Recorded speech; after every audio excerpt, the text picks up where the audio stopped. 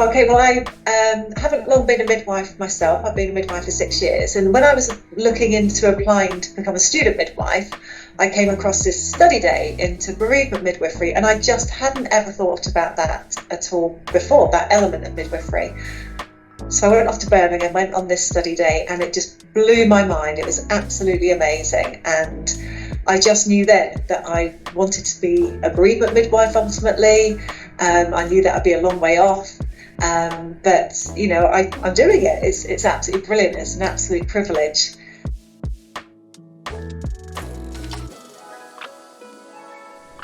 So I think for me, it was that awareness of what a difference you can make, how the care you give at that point in that family's life, which is their whole world is being turned upside down, turned on its axis, and what we do can make a massive difference to every single day of the rest of their lives. And for me, taking that forward and turning something really sad, really traumatic into something as positive as we can, I just thought would be a really wholesome job to do.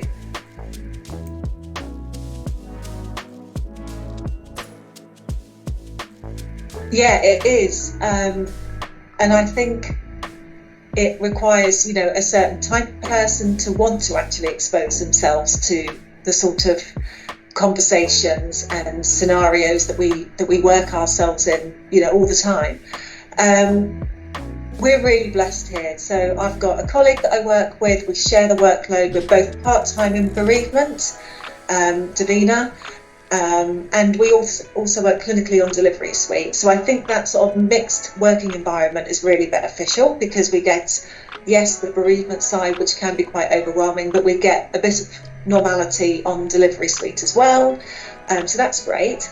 Also, Davina and I are facilitated with clinical supervision. So we have a session every 4 to 6 weeks with a clinical psychologist to talk specifically about the bereavement element of the role.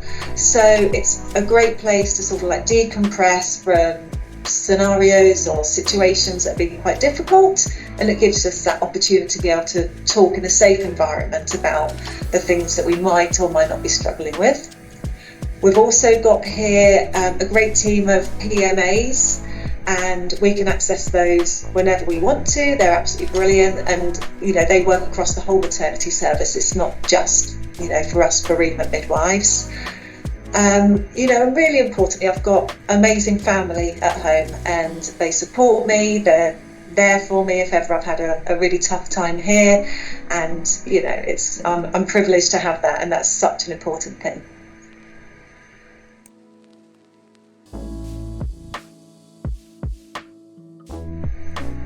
I think you're absolutely right. So trauma is felt by everyone so differently. What is traumatic for one couple is not traumatic for another. And I think one of the key skills of any midwife, particularly a bereavement midwife, but anyone providing that clinical care at that time, is to be able to recognise what a family need or what a family don't need, what they're going to find adding to the trauma or what they're going to find comforting, choosing the right language, choosing the right times to bring in certain conversations that we know are important to have, but these are conversations they don't even know they've got to have at some point. So it's about us recognising when to bring these things in, and also just acknowledging that the things that they think they want or don't want, they might change their mind over the next few hours or couple of days. So it's about readdressing choices that they've made in a really careful manner to make sure they know they can change their mind. Lots of families, for example, say they don't want to see their baby or cuddle their baby or have photographs or hand footprints and do the memory making that we do or we offer.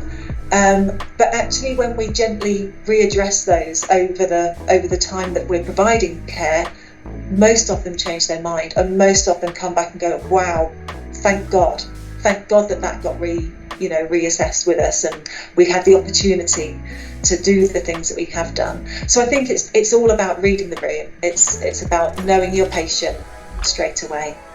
And I think the other thing that's really important is making sure that we're providing patient-centred follow-up. So Davina and I, we will always contact a family once they've gone home, and during that phone call we'll provide or organise follow-up care. So we provide home visits if they wish, and we take books and sibling packs with us so we can help support the wider family as well.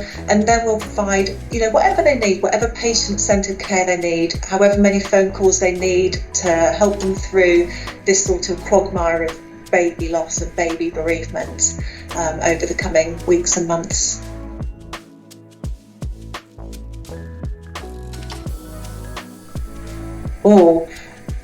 I think try to expose yourself to baby loss when you are a student, because you might not find you get that opportunity again until you're actually, fully qualified, a few years into your midwifery practice, and then you would never have had that exposure before. But I think if you're providing care on delivery suite, on placement, and there's a scenario that has arisen and it's safe for you to be involved in that care and the family are happy for you to be involved in the care, then exposing yourself to baby loss and baby bereavement and midwifery care at those vital times, whilst you've got a qualified midwife that you're working with, gives you that safe space for that exposure. It gives you space to step away if you need to, but you can get that exposure to really difficult elements of midwifery care that is essential to know. And we're lucky here, we've got a great cohort of students that